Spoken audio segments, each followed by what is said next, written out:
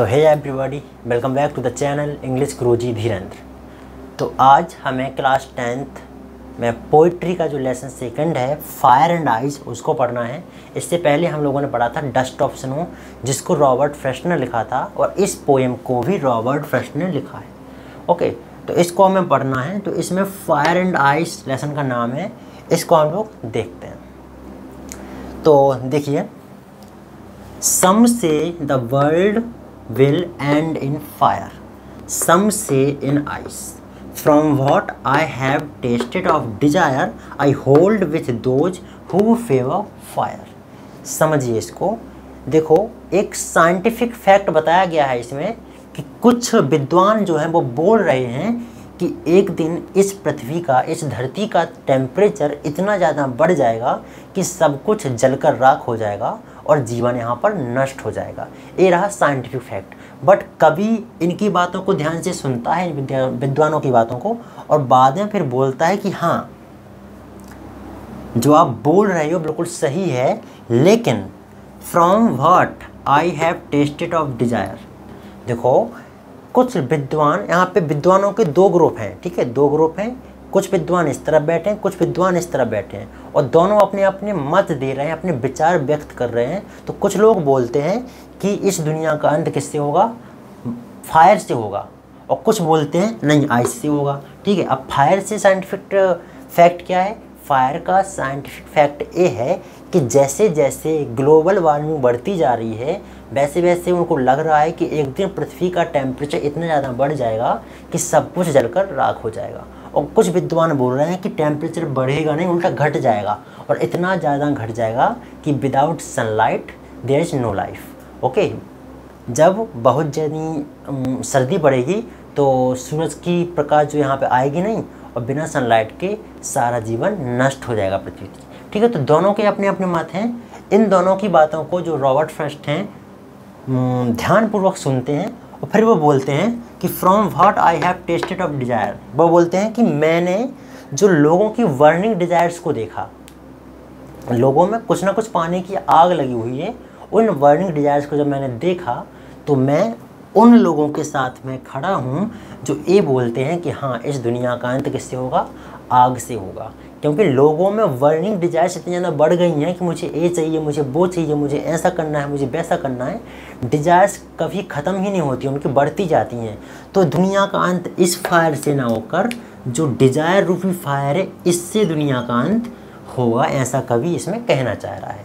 Right, तो वो ये कहते हैं कि जो बर्निंग डिजायर्स हैं उनसे दुनिया का अंत होगा, और मैं उन्हीं लोगों के साथ में खड़ा हूँ जो ये बोलते हैं कि दुनिया का अंत आग से होगा।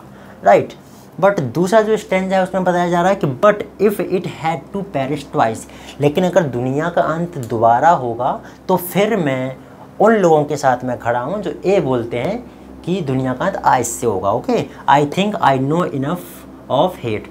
तो मुझे पता है जैसा कि जो हेट्रेड है, नफ़रत है, वो पर्याप्त है दुनिया के अंत के लिए। देखो, यहाँ पे जो हेट है, हेट का कंपैरिजन आइस से किया गया है। कैसे?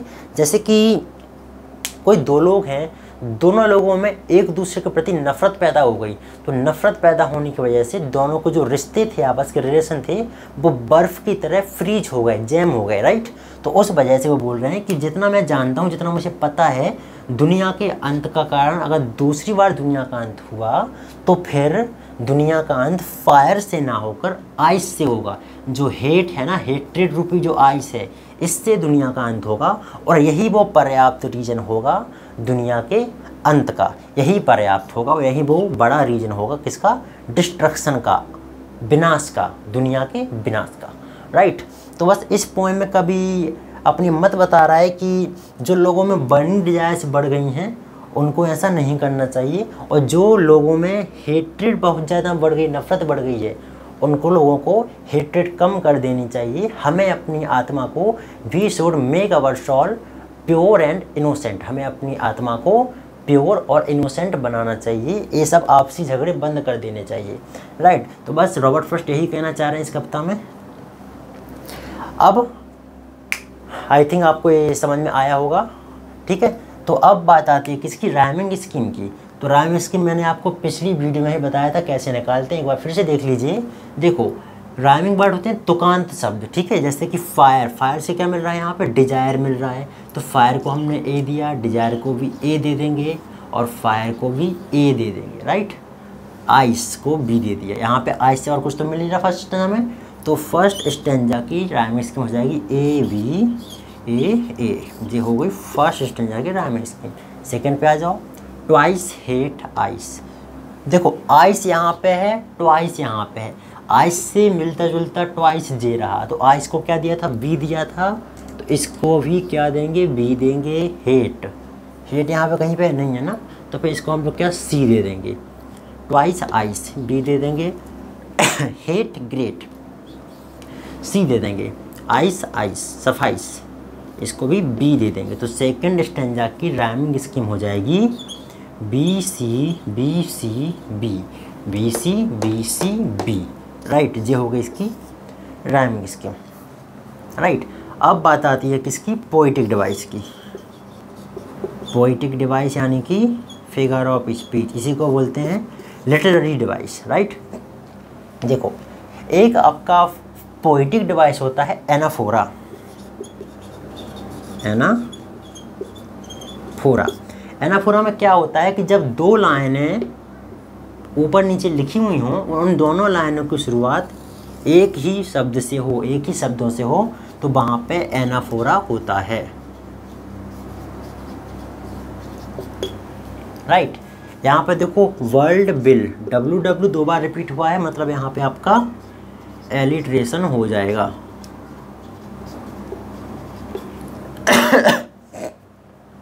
नेक्स्ट है यहाँ पे देखो फायर का जो कंपैरिजन है वो डिजायर से किया गया है, लेकिन यहाँ पे ना तो लाइक्स वर्ड आया है ना ही एज आया है, ये दोनों वर्ड नहीं आए हैं, जिस वजह से यहाँ पर मेटाफर होगा। क्योंकि मेटाफर की डेफिनेशन क्या है, मेटाफर की डेफिनेशन है कि जब किन्हीं दो ऑब्जेक्ट के बीच कंपैरिजन हो लेकिन ना तो लाइक वर्ड आए ना ही एज वर्ड आए, तो वहाँ पे क्या होता है, मेटाफर होता है। और अगर लाइक और एज आ रहा है और कंपैरिजन हो रहा है तो फिर वहाँ पर मेटाफर ना होकर सिमिली हो जाता है। क्लियर। नेक्स्ट देखिए, होल्ड दोज हु फेवर, यहाँ पे ओ ज़्यादा रिपीट हो रहा है तो यहाँ पे क्या हो जाएगा, असोनेंस हो जाएगा। असोनेंस क्या है, जब वोवल बार बार रिपीट होता है तो वहाँ पे असोनेंस होता है, ठीक है, असोनेंस। क्लियर, असोनेंस। नेक्स्ट है आपका but if it had to perish twice. Okay, next है यहाँ पे देखो, but if it had to perish twice I think I know enough of hate to say that for destruction ice is also great and would suffice. यहाँ पे देखो hate की तुलना comparison ice से किया गया है, लेकिन ना तो यहाँ पे आपका लाइक आया है ना ही एज शब्द आया है, तो फिर यहाँ पे कौन सा हो जाएगा फिगर ऑफ स्पीच, मेटाफर।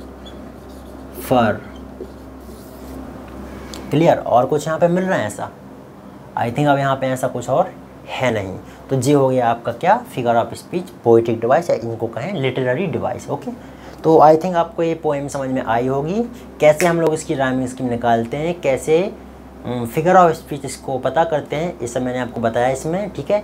इसका सेंट्रल आइडिया, अभी मैंने आपको डस्ट ऑफ स्नो का भी सेंट्रल आइडिया नहीं बताया, तो जो नेक्स्ट वीडियो आएगी उसमें आपको dust of snow and fire and ice दोनों के सेंट्रल आइडिया आपको यहाँ पर बता दिए जाएंगे, राइट। तो अगर आपको वीडियो पसंद आई हो तो वीडियो को लाइक कीजिए, चैनल को सब्सक्राइब कीजिए एंड ज़्यादा से ज़्यादा अपने फ्रेंड्स के साथ शेयर कीजिए। आपका एक लाइक मुझे मोटिवेट करता है और मैं आपके लिए ऐसे ही वीडियो लाता रहूँगा। ओके, तब तक के लिए बाय, मिलते हैं एक नई वीडियो में।